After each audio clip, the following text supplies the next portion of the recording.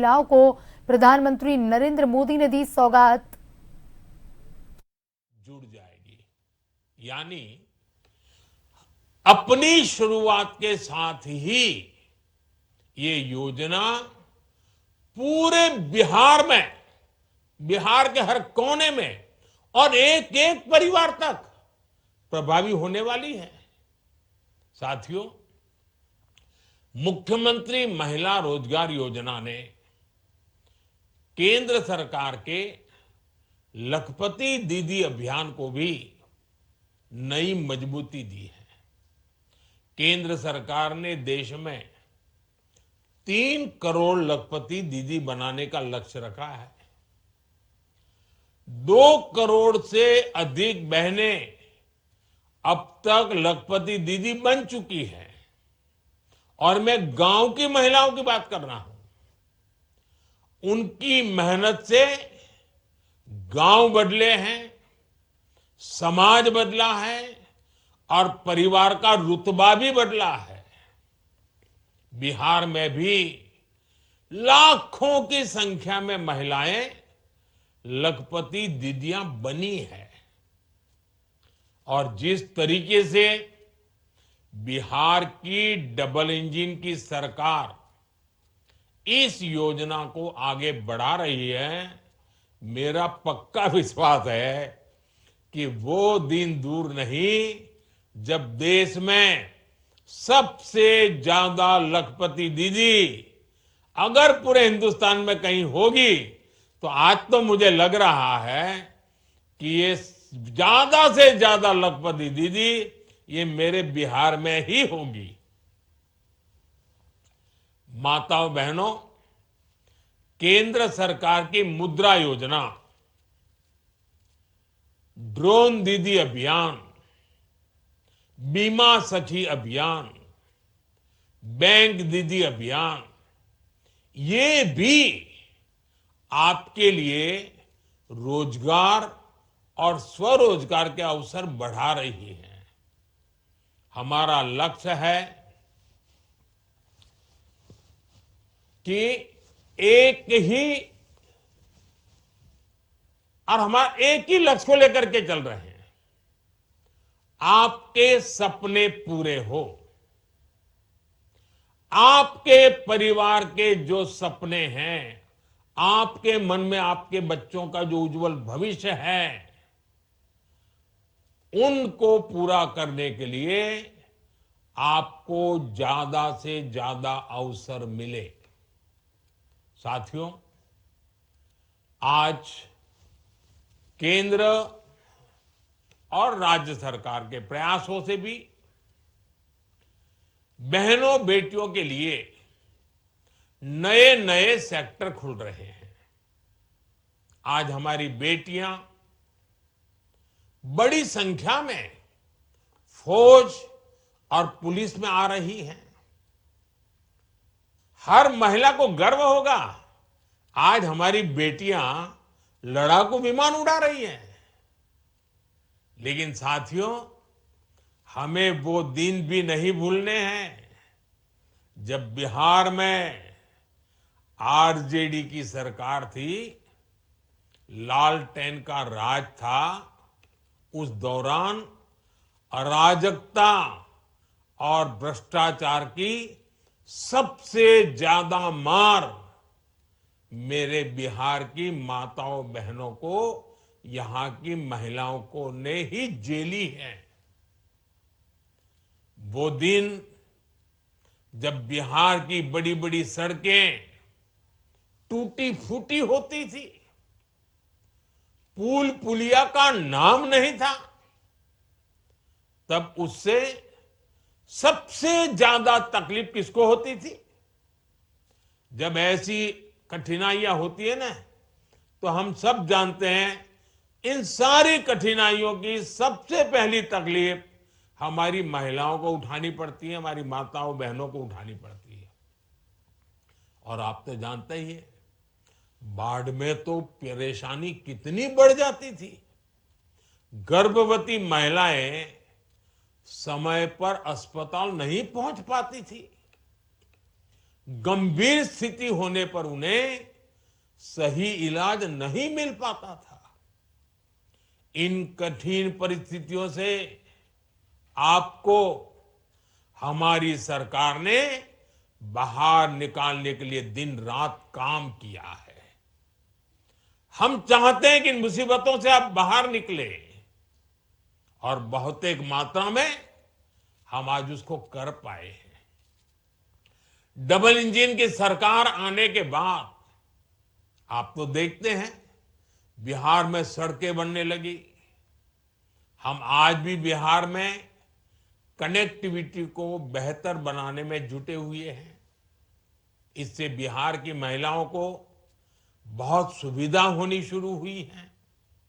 माता बहनों, इन दिनों बिहार में एक प्रदर्शनी लग रही है और जो 30 साल से छोटी उम्र की माताएं बहनें हैं ना, मैं उनसे जरूर कहूंगा कि ये प्रदर्शनी आप जरूर देखें।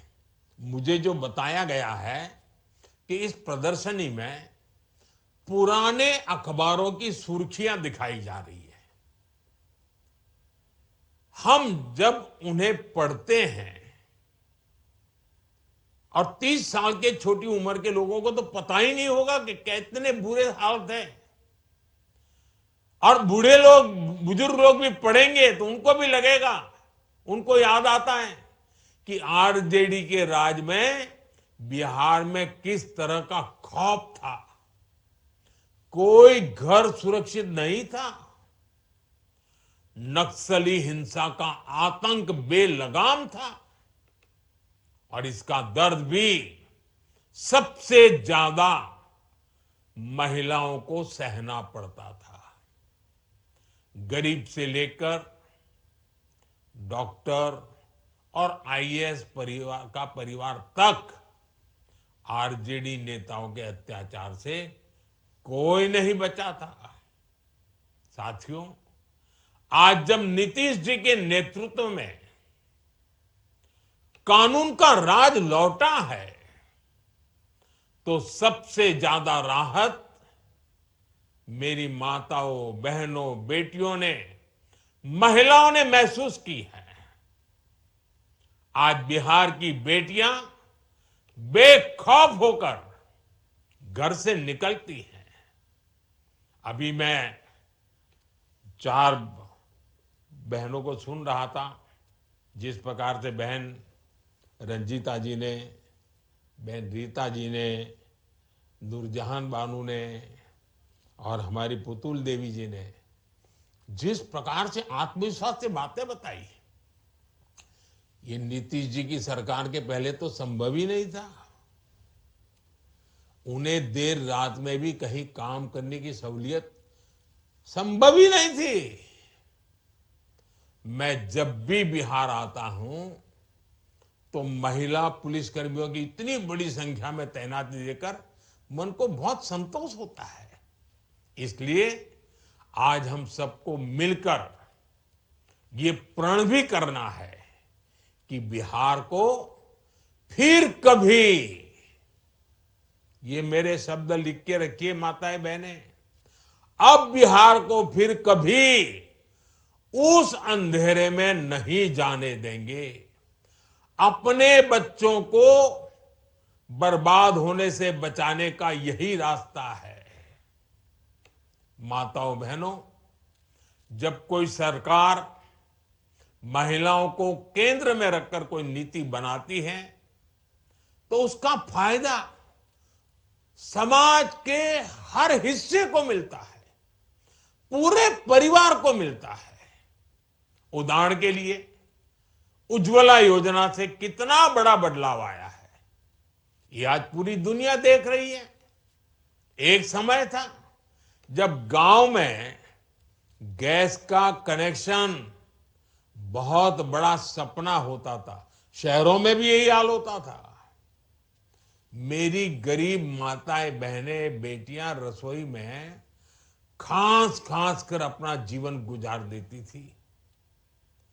फेफड़ों की बीमारी आम थी, आंखों की रोशनी तक चली जाती थी।